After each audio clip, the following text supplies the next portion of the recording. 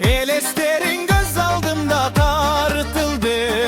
Erte bir geç bir getişsem candasın.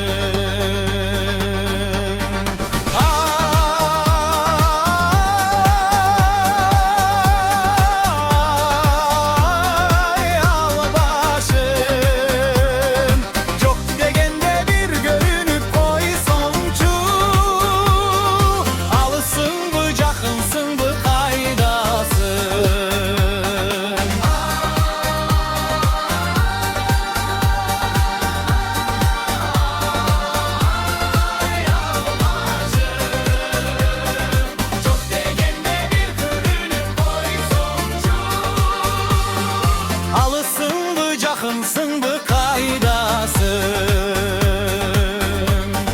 Görgüm gelip seni degdep çürümün. Kaçan sağa yolgamın almasın. Kabarımdı aytıp koysun kıyına bay.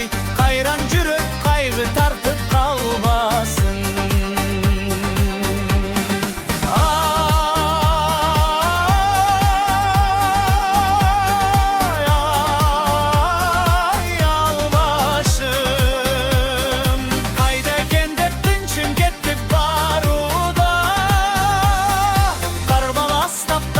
Candın aylasın.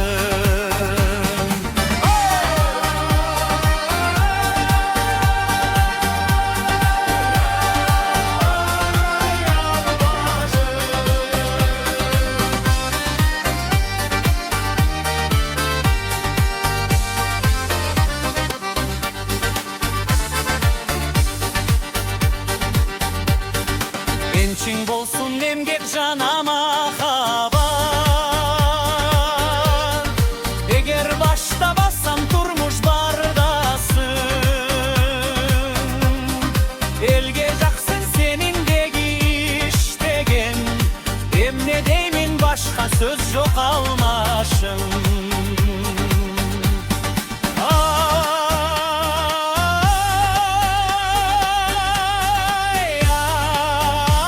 ay al başım.